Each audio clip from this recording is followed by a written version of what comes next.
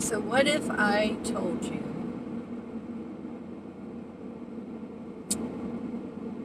that you can have everything you want in your life,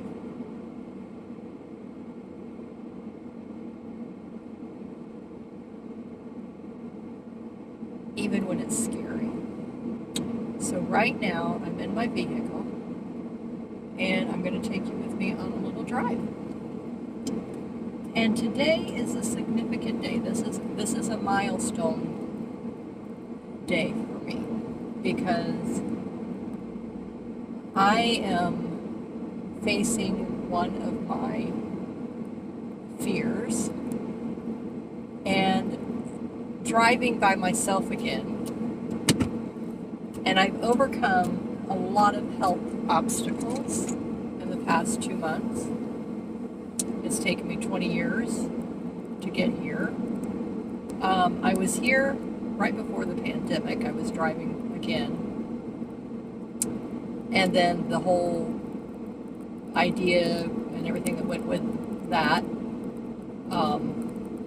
brought on the isolation, the fear again. And then when I had the health issue pop in, another health issue that was even scarier than the other ones that I'd finally gotten past. Checking the fuel, and my husband actually did fill up the tank. So this video is for all the people who have anxiety and all kinds of anxieties, medical anxiety, socializing anxiety, being alone anxiety, going out in crowds anxiety, whatever it is, we're going to talk about that because, yeah, prior to the pandemic, again, my life prior to the pandemic, even though my health had changed 20 years ago, I was still able to be in social settings without anxiety. I had a sensory issue where the noise of groups and all that loudness of music or whatever affected me sensory-wise, but I wasn't like, afraid, or it didn't bring on anxiety in itself. That didn't hit me until the pandemic and then the heart issue that had happened in 2022. So I'm finally in a much better place with all of that. And I've been in a nervous system regulation reset program for the last 2 years, going on 3 years now, actually. And so today's milestone is me doing something by myself, and I didn't tell anybody. My husband doesn't know, he's at work. And the reason why I didn't tell anybody or tell my husband was because everyone that loves me, that's really close to me, is always worried that something's going to happen to me. They love me. I'm so happy that they love me. But the problem with that became, at 62 years of age, that, from childhood, I was the canary in the family because we had a very dysfunctional, toxic family. And my siblings were healthy. They were strong. But me, I took it all personally. It really affected me. My little psyche could not handle it. So it kind of shut everything out, kind of a thing. And then, so my as a young child, you don't know how to process any of this that's happening. And so I got all the health issues. So from a very young age, I had like my first, childhood accident at age 4. ER trip, stitches. And so it just was it became a lifelong pattern for me. So my father, my mother, extremely on edge, constantly worried about me. By age 6, I had my first major surgery. By age 10, I had my first major illness, a bleeding ulcer. The pediatrician called my mother in, and he asked me first, he sent my mother out of the room. And I'm just driving around our neighborhood. Okay, so this is the milestone for me. All by my little lonesome. Nobody knows. Nobody tell me, Marcia, don't do it. Nobody to say, as my husband would say, what if the vehicle breaks down? I mean, our vehicle is in perfect working condition, okay? If the stinking vehicle breaks down, I am within 2 blocks of my house. I can walk home. And so I just said, you know what? I am so tired of everybody telling me that love me, and they do it with very good intentions because they're trying to protect me, but they're overprotective. Now, my daughter, on the other hand, she is a sweetheart, our only child. She is my cheerleader.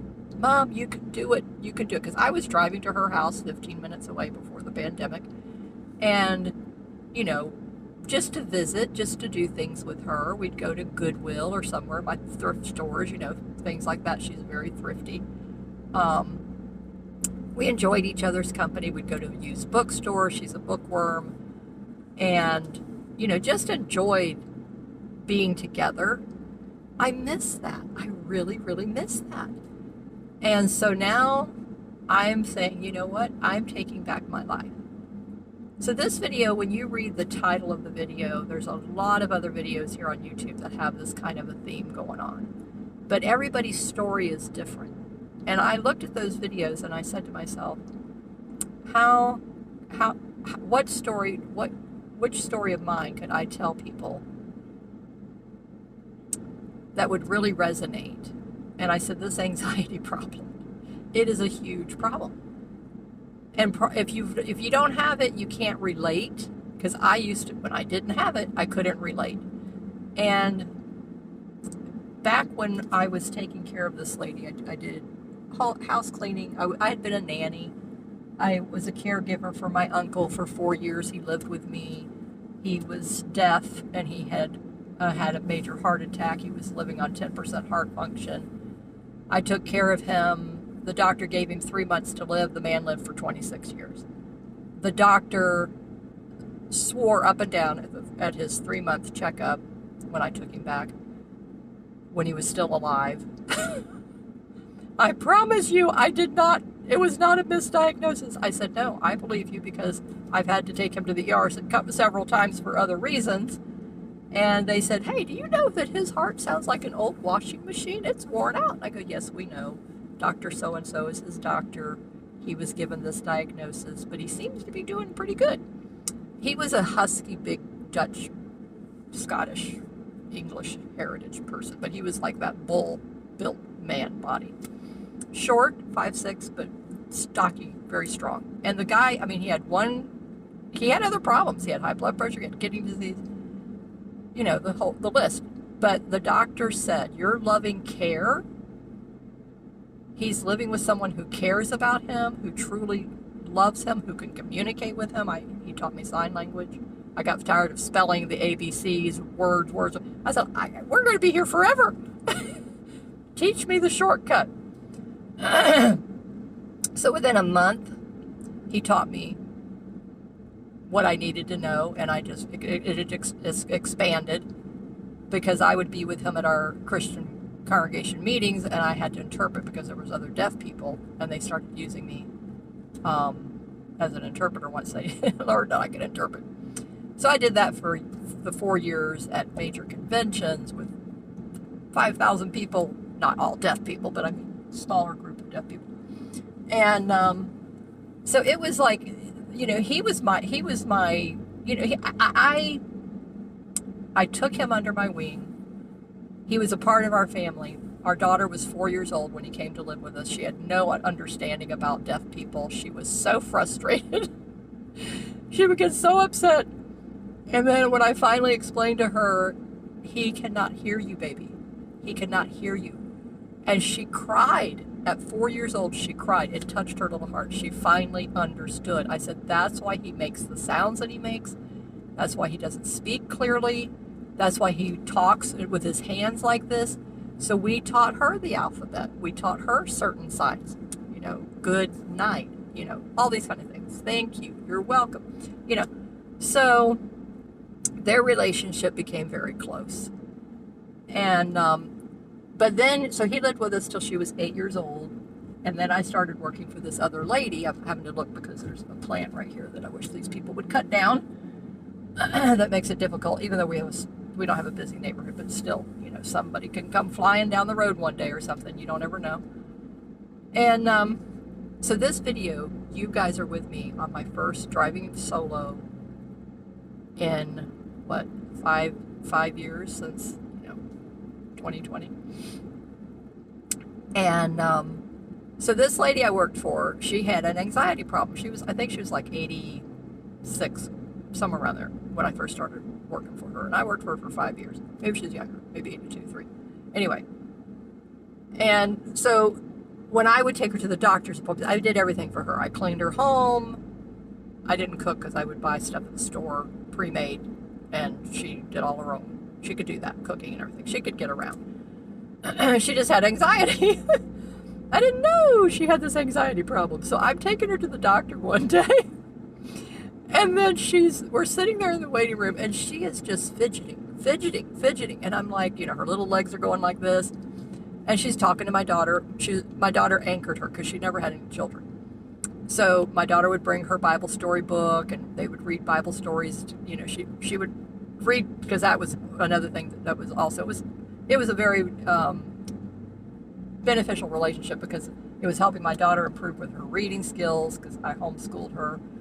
And that was one of her biggest weaknesses, was her reading. And so that was very good. So the lady would say, "Oh, I don't remember that Bible story. Read me that one again." And so it was such a sweet, sweet relationship. So I'm asking her, so why are you fidgeting? What's going on? And she goes, "I'm nervous." I go, "What are you nervous about?" Now I'm thinking of my medical anxiety. So this is gonna crack you up. So I'm like, "Are you afraid of the needles? Are they gonna give you a needle?" Because from a very young age, cutting the fingers off when I was 4 years old with a plate, going to the ER with a neighbor. My mother couldn't even take me because there was no vehicle. I mean, I don't, we don't have to get in that long story.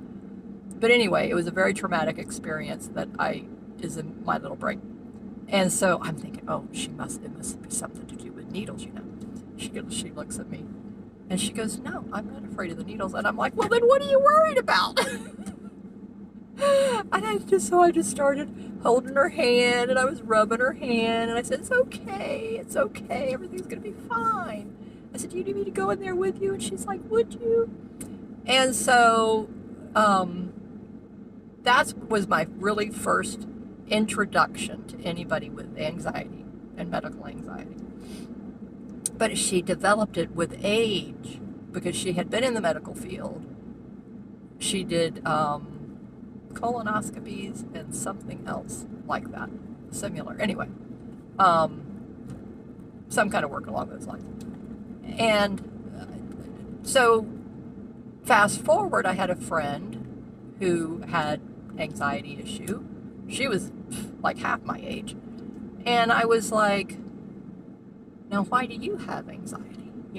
I started to, it started becoming, because I had people in my life, I was becoming aware of it. I'm like, wow, what is this all about? And then somewhere in her life, I think she said it had something to do because she had been a user of drugs. And she said that somehow she thought that affected her nervous system once she cleaned up her act and cleaned up her life and got off all that stuff. But at any rate, she was affected like that. And if she was nervous getting on the interstate with all those cars and the high speed, she was fine around town with the low speed, a little bit of traffic and what have you. So I was like, oh. And then when I got introduced with it, it was mainly when I got with the pandemic and the heart thing. And I'm like, okay, but now I'm getting on the other side of it. And I said, I have got to get my life back. So overcoming fear and the overwhelm, all of those emotions that are within us, And when you go to a doctor, maybe you hear people say this and they say, oh, the doctor tells me it's all in my head. Well, come to find out, it really is. It really is. It's what our limiting beliefs, it's what had been indoctrinated into us as a child, is what comes out and affects us in our later years. And if you've ever watched the movie called Inside Out, that is truly what is happening in us. It's funny, it doesn't seem like it, but if you watch it, watch the 1 and the 2. There's been two of them made. That is truly what's happening in all of us. So I would say I have learned in my 60 years, first of all, to show compassion to other people for what they're going through. We may not understand it.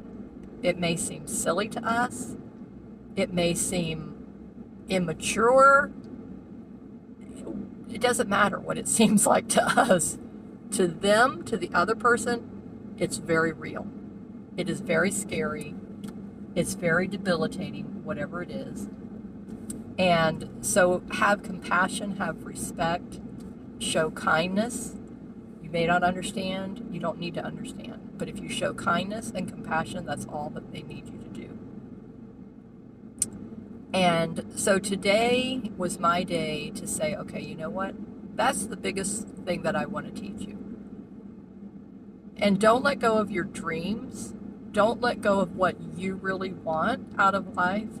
And don't give power to other people over you and what you want to do. Don't stop doing what you want to do with your life just because somebody else says no. And that's something that I have had to learn. And it's taken me a long time to do it. And I've been doing a lot of coaching, and I'm learning how to be a certified health coach. It's not the same as a therapist. It's not the same as a psychiatrist. You know, I don't have that kind of schooling and licensing. But just a health coach is different. We are learning how to ask powerful questions to give the client back their power. The client has all the answers. You have all the answers within you. You don't need to go find it from somewhere else.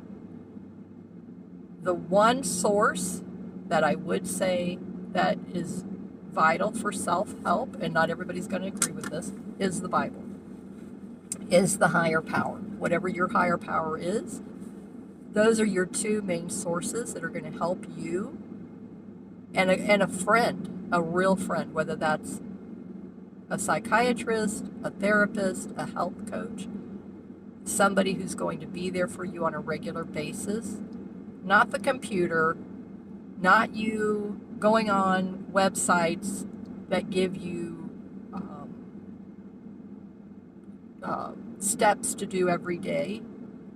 Those are beneficial. Yes, they will help you. Yes, they will help you look at things a little bit differently and maybe get to thinking about things. But you have to ask yourself those questions, those hard questions, and you need somebody to bounce the answers off of.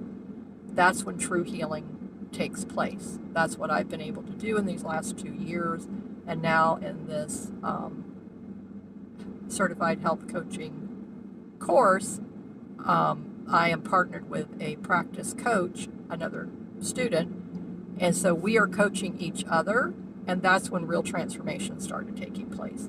It's those weekly communication of what's really happening in your life with somebody who knows what they're doing and how to ask the right questions is when the transformation takes place. So this video is probably past 10 minutes. So in mine, it's not going to be, it took me 60 years to learn what I'm going to tell you in 10 minutes. Mine's probably going to be 20 because it's like, it's going to take, it's a lot to cover and it's important to know. So my biggest takeaway from dealing with a health anxiety issue has been that These symptoms are real. They're not made up in your head. But the limiting beliefs of not being able to overcome them is in your head. You can overcome them. You have to face them. Me driving around my neighborhood a couple of times, talking to you was enough of a connection for me to feel like I could do this. It keeps my mind distracted. All I'm doing, yes, I was paying attention, making sure there was no car coming around that one corner where the plant was in the way where I couldn't see. But basically, otherwise, this is like, I'm going to write it in my journal today, and I'm going to continue to do this. And the day that I can actually drive the 15, 20 minutes to my daughter's house, I'm going to take you with me on that journey. And these are celebrating days. These are celebrating days. And one of the biggest things I have to say, too, when you're recovering from anything, is take it slow. Don't rush. Don't let anyone push you. Listen to your body and go at that pace. That is the biggest healing benefit that you can give yourself. My friend on her channel today, she came back after having a spinal surgery, neck surgery, kind of, she's older, very, very weak. And my first thing to tell her is don't overdo it. You'll set yourself back. It's not worth it. If you want to start doing YouTube videos, just sit in your chair in your little porch and talk to us. She's an excellent storyteller. Don't do that extra exertion of sitting up in her craft room. She needs to sit where she's supported. I learned that with my health, this health journey. And so I'm so excited. So when I hit the 6-month mark, I'll tell you what that is, and then I can share it with you. And when I hit the year mark, I'm going to tell you what that is, and I can share it with you. But I'm on the journey. I'm on the other side of this, and I'm so thankful. I am so thankful to God because He helped me. He put the right people in my path. He gave me the right courage, the strength, the confidence. And I finally realized, stop listening to everybody telling me no. I can do whatever I want to do. I can reach anything that I want to do, and I can accomplish anything that I set my mind out to do. And I learned the other last thing I'm going to share is stop comparing yourself to others. Stop going by the guidelines of others and measure success on your timeline. Measure success for your improvement steps. Don't be thinking that you're going to hit a 6-figure income in anything anytime soon. That you won't be giving up all the valuable things in your life to achieve. It's not worth it. It's not gonna be worth it in the long run. You're gonna ruin your health, you're gonna ruin your relationship, you're gonna ruin your family. You'll wear yourself into the ground. So I finally learned that I'm only measuring my success with what I've achieved, and to just work on it little bit, continue to keep working on it. If you give up on it, if you stop, obviously it's gonna stall. But as long as you keep moving forward, it will keep moving forward with you. And every little baby step is an achievement, and celebrate everything. I am going to go inside and celebrate with this. I'm going to just, woohoo, and jump up and down and write it in my, when I say jump up and down. And then, but these are the huge things that I've learned, and I hope you've gotten something out of it. When I play this back, I hope it sounds, clear and logical, because like I said, I was just doing this driving around in my vehicle, and this was something that I needed to do for me today. So go do something for you today. Just do something for you today. And I'm going to do another video like this again, maybe in 3 months. And then I'm going to talk about how to go deeper into you every day and why that's so important. So thank you for being here with me today. Stay safe. And I usually say keep creating in the sunshine. So I'm going to say that. Just keep getting in the sunshine. I am outside in the Florida sun today. I've already been out for my walk. So now I'm going to go inside because a friend's supposed to be coming over. And I will see you all later, and I would love to hear your comments on this topic. Thank you so much.